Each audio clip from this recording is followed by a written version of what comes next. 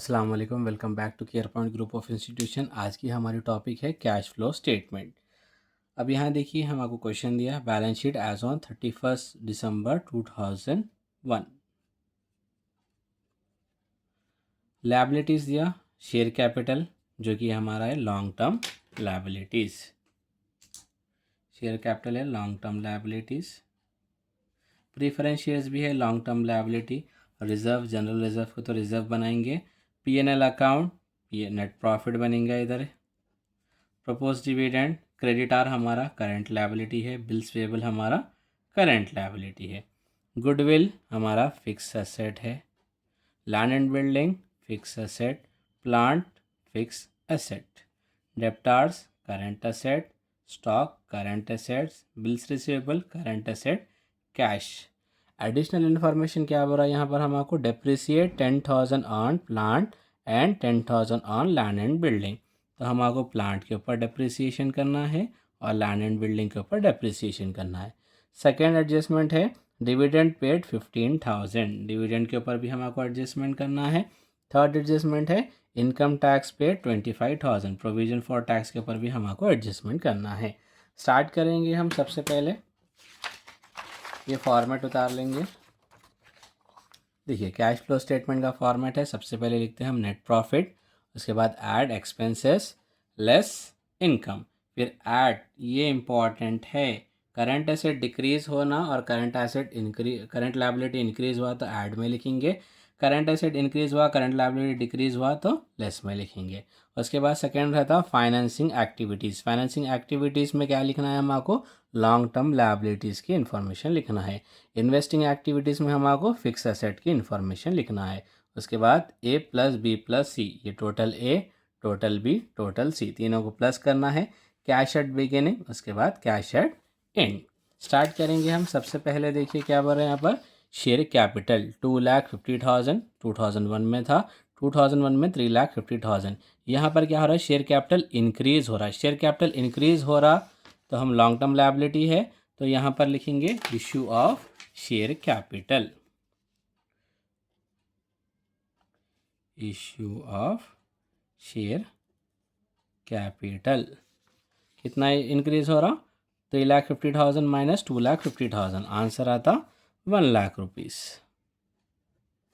Next है preference shares. Preference shares की value थी प्रीवियस ईयर में 1,50,000, करेंट ईयर में है 1,00,000 रुपीज़। पिछले साल से ये साल कंपेयर करें तो 50,000 कम हो गए। कम हो गए इसका मतलब ये है कि हम पेमेंट कर दिए, तो इसको लिखेंगे रिडम्पशन ऑफ प्रीफरेंस शेयर। कितना कम हुआ, 50,000, तो यहाँ पर हम लिखेंगे ब्रैकेट यानी कि माइनस। थर्ड है जनरल रिजर्व। जनरल रिजर्व पिछले साल 30,000 था, ये साल 60,000 है। जनरल रिजर्व का रूल जैसा फंड फ्लो स्टेटमेंट में बोला था, जनरल रिजर्व आए बाद में नीचे P&L अकाउंट आ रहा तो वो रिजर्व ही कहलाएंगे, अगर P&L अकाउंट नहीं आया तो वो प्रॉफिट एंड लॉस अकाउंट कहलाएंगा। अब यहाँ देखिए रिजर्व, जनरल रिजर्व के नीचे P&L अकाउंट दे रहा तो ये रिजर्व ही है। अब 30,000 से 60,000 होगा, बढ़ गया ना 30,000, तो उसके एक्सपेंसेस में लिखेंगे ट्रांसफ़र टू जनरल रिजर्व। कितना है डिफरेंस दोनों के बीच का, 30,000 रुपीज़। नेक्स्ट है प्रॉफिट एंड लॉस अकाउंट। पिछले साल प्रॉफिट था 30,000 और ये साल प्रॉफिट है 50,000, दोनों के बीच का डिफरेंस है 20,000, तो ये 20,000 को हम लिखेंगे नेट प्रॉफिट में 20,000। नेक्स्ट है उसके बाद प्रपोज डिविडेंड, इसके साथ एडजस्टमेंट में है तो हम इसको लास्ट में करेंगे। उसके बाद में है क्रेडिटार। क्रेडिटार क्या है, हमारा करंट लायबिलिटी। करंट लायबिलिटी को हम चेक करना है ये इंक्रीज हो रहा है या डिक्रीज हो रहा है। पिछले साल करंट लायबिलिटी था 55,000, ये साल करंट लायबिलिटी है 70,000, तो यहाँ पर क्या होगा, करंट लायबिलिटी इंक्रीज हो रहा। करंट लायबिलिटी इंक्रीज हो रहा तो कहाँ लिखना है, हमको ऐड में लिखने का है। तो क्रेडिटार्स कितना इंक्रीज हुआ, 70 minus 55, 70 minus 55 equal to 15,000 increase हुआ, तो 15,000। नेक्स्ट है उसके बाद बिल्स पेएबल। बिल्स पेएबल भी करंट लायबिलिटी है, पिछले साल 10,000 था, ये साल 8,000 है, तो यहाँ पर करंट लायबिलिटी क्या हो गया, डिक्रीज हुआ। करंट लायबिलिटी जब डिक्रीज होगा तो यहाँ पर लिखेंगे हम लेस में, बिल्स पेएबल। कितना डिक्रीज हुआ, 10 माइनस 8, 2,000 रुपीज़।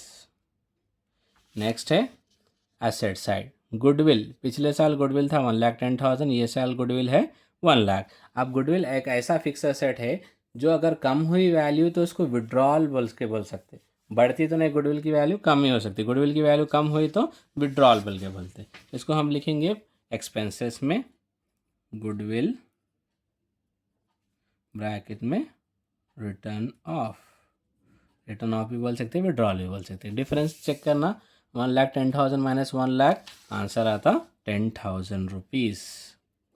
नेक्स्ट है लैंड एंड बिल्डिंग, जिसके ऊपर एडजस्टमेंट है तो लास्ट में करेंगे हम। नेक्स्ट है प्लांट, जिस पे भी एडजस्टमेंट है तो ये भी हम लास्ट में करेंगे। डेप्टार्स हमारा करंट एसेट है, 1,00,000 से 1,40,000 हो रहा, इंक्रीज हो रहा, करंट एसेट इंक्रीज हुआ तो कहाँ लिखना है हमारे लेस में लिखने का है, लेस में लिखेंगे। डेप्टार्स कितना इंक्रीज हुआ, 1,00,000 1,40,000, दोनों के बीच का डिफरेंस है 40,000। नेक्स्ट है स्टॉक, 55 से 85,000 हो रहा है, यहाँ पर भी क्या हो रहा, करंट एसेट इंक्रीज हो रहा, करंट एसेट इंक्रीज हो रहा तो लेस में लिखेंगे। Stock 85 minus 55 30,000। नेक्स्ट है बिल्स रिसीवेबल, ये भी हमारा करंट एसेट है, 15,000 से 35,000 हो रहा, तो यहाँ पर इन्हें भी क्या हो रहा, इंक्रीज हो रहा, इंक्रीज हो रहा तो उसको भी क्या करेंगे, लेस में लिखेंगे। बिल्स रिसीवेबल, कितना डिफरेंस है दोनों के बीच का, 35 माइनस 15 20,000 रुपीज़। हो गया कंप्लीट। उसके बाद कैश का सिर्फ बिगिनिंग लिखते, एंड का हमको मालूम करने का रहता। कैश एट बिगिनिंग कितना है हमारे पास, 30,000। ठीक है, अब आएंगे एडजस्टमेंट फर्स्ट। पहले एडजस्टमेंट क्या करेंगे, पहले क्या है, depreciate 10,000 on plant and 10,000 on land and building. तो पहला बॉक्स बनाएंगे हम प्लांट का, क्योंकि हमारा ये प्लांट जो है एसेट है तो इसलिए इसको हम लिखेंगे टू बैलेंस ब्रॉट डाउन, फिर bye balance carried down. Brought down की जगह हमेशा लिखते प्रीवियस ईयर, कैरिड डाउन की जगह हमेशा लिखते करंट ईयर। अब यहाँ देखिए क्वेश्चन में प्लांट, प्रीवियस ईयर प्लांट कितना है 60,000, करंट ईयर प्लांट कितना है 1,20,000। तो प्रीवियस ईयर की जगह लिखेंगे 60,000 और करंट ईयर की जगह लिखेंगे 1,20,000। एडजस्टमेंट क्या हो रहा है, डेप्रिसिएशन 10,000 ऑन प्लांट बोल के बता रहा है, 10,000 बोले तो क्रेडिट साइड लिखेंगे बाय डेप्रिसिएशन 10,000 रुपीज़। अब बड़ी वैल्यू चेक करेंगे, क्रेडिट साइड की वैल्यू बढ़ के है 1,20,000 प्लस 10 1,30,000, दोनों तरफ भी लिखेंगे 1,30,000।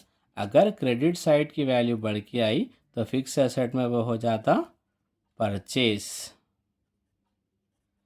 अगर डेबिट साइड की वैल्यू बढ़ के आ गई तो फिक्स एसेट के हिसाब से वो हो जाता सेल। अब यहाँ देखिए क्रेडिट की वैल्यू बढ़ के आई तो लिखेंगे हम टू परचेस, 1,30,000 में से 60,000 निकालेंगे तो बच जाता 70,000 रुपीज़। अब प्लांट हमारा क्या था, फिक्स एसेट था, तो परचेज और सेल इसका कहाँ लिखेंगे हम, इन्वेस्टिंग एक्टिविटीज़ में लिखेंगे। परचेज ऑफ प्लांट, अभी वैल्यू मालूम करें हम 70,000। परचेज क्या है, आउटफ्लो ऑफ कैश है, मतलब पैसे जाते हैं तो इसलिए इसको हम ब्रैकेट में माइनस में लिखेंगे। नेक्स्ट उसके बाद प्लांट का तो कर ली हम, नेक्स्ट बिल्डिंग, नेक्स्ट अकाउंट बनाएंगे बिल्डिंग अकाउंट। बिल्डिंग भी हमारा एसेट है इसलिए इसको लिखेंगे हम to balance brought down by balance carried down. Brought down की जगह पे प्रीवियस ईयर, कैरिड डाउन की जगह करेंट ईयर। अब यहाँ पर लैंड एंड बिल्डिंग की वैल्यू कितनी है, प्रीवियस ईयर के हिसाब से 2,00,000 रुपीज़ है, तो प्रीवियस ईयर की जगह लिखेंगे 2,00,000 और करेंट ईयर की जगह लिखेंगे 1,80,000। एडजस्टमेंट क्या हो रहा, depreciation on land and building 10,000 rupees, तो बाय डेप्रिसिएशन 10,000 रुपीज़। अब यहाँ पर बड़ी वैल्यू है डेबिट की, डेबिट की वैल्यू बड़ी है, दोनों तरफ लिखेंगे डेबिट की value 2,00,000 rupees, 2,00,000 rupees, 2,00,000 minus 1,90,000 by sale 10,000, क्योंकि डेबिट की वैल्यू बढ़ के आ गई तो इसलिए इसको हम लिखेंगे सेल। अब सेल करें तो क्या होता, इनफ्लो ऑफ कैश रहता, इनफ्लो मतलब पैसे आ रहे सो रहते।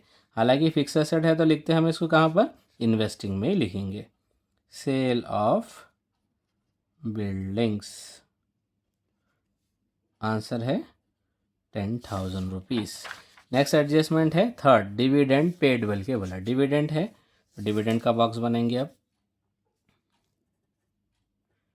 डिविडेंड अकाउंट, अब ये डिविडेंड देखिए लायबिलिटी साइड दिया, लायबिलिटी साइड दिया तो इसको हम लिखते हैं by balance brought down to balance carried down. Brought down की जगह पे प्रीवियस ईयर, कैरिड डाउन की जगह पे करेंट ईयर।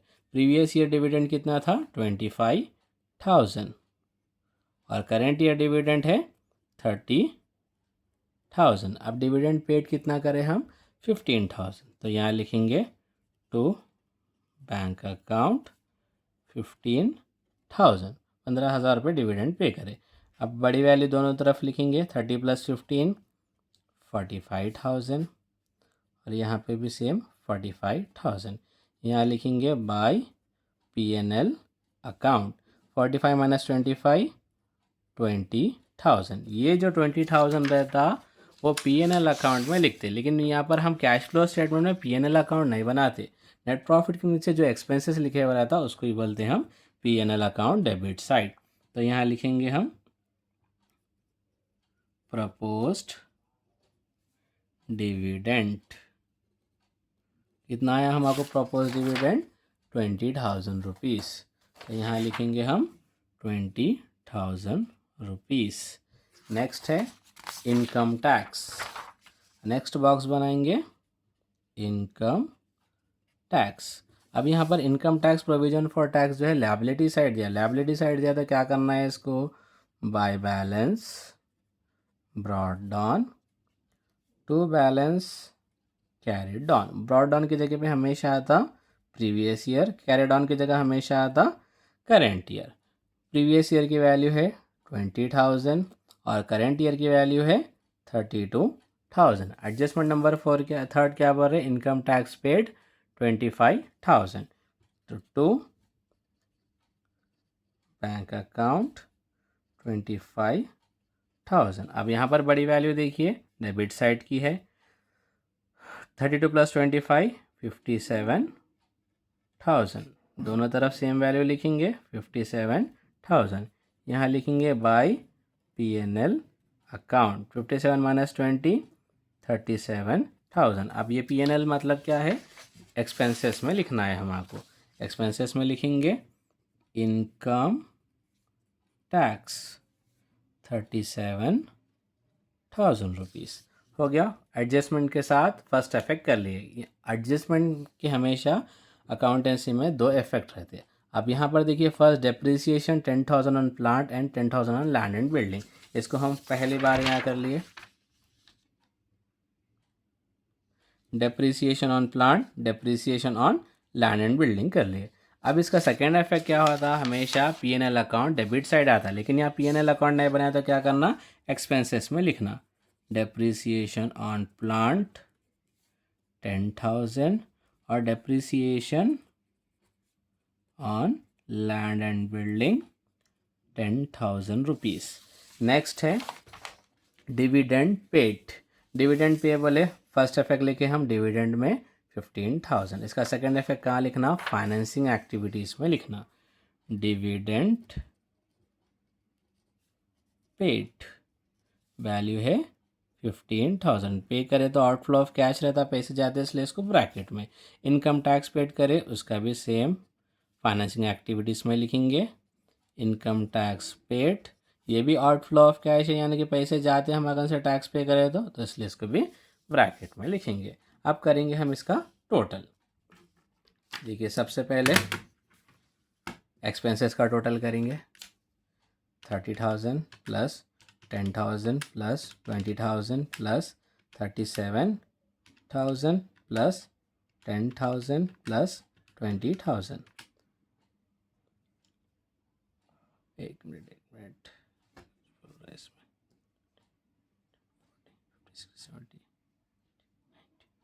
1,27,000।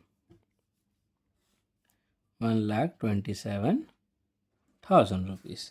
1,27,000 प्लस 20,000 1,47,000। अब यहाँ पर ऐड करना है तो ऐड करेंगे 15,000। 1,47,000 प्लस 15,000 1,62,000। अब यहाँ इसका टोटल करेंगे 40 plus 2,000 plus 30,000 plus 20,000 92,000 rupees. 1,62,000 minus 92,000 equal to 70,000। तो टोटल ए कितना आ गया हमारे 70,000। अब बी का टोटल करेंगे फाइनेंसिंग एक्टिविटीज़ का 1 lakh minus 1 lakh minus 50,000 minus 15,000 minus 25,000 equal to answer है 10,000 रुपीज़। तो यहाँ पर लिखेंगे टोटल भी 10,000। Total C. अब यहाँ पर माइनस 70,000 है तो 70,000 माइनस फिर प्लस 10,000 इक्वल टू आंसर आता माइनस 60,000। या माइनस को क्या करेंगे हम ब्रैकेट बनाएंगे। अब उसके बाद है ए प्लस बी प्लस सी। ए की वैल्यू है यहाँ पर हमारे 70,000 तो 70,000। फिर इसके बाद में बी की वैल्यू है प्लस 10,000 प्लस 10,000। इसके बाद सी की वैल्यू है minus 60,000 minus 60,000 equal to answer है 20,000।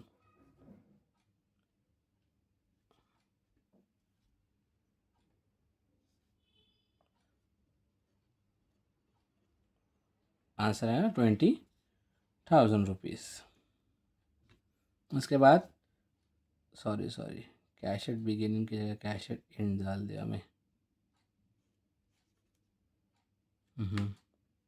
ये आंसर है 20,000। कैश एट बिगिनिंग था 30,000। अब दोनों को ऐड करेंगे 20 plus 20 equal to 40,000। Cash at end आ गया हमारे यहाँ। देखिए कैश एट एंड कितना दिया 40,000 रुपीज़। 20 प्लस 20 करें तो आंसर आया 40,000। इसी तरीके से हमारा आंसर टैली हो गया।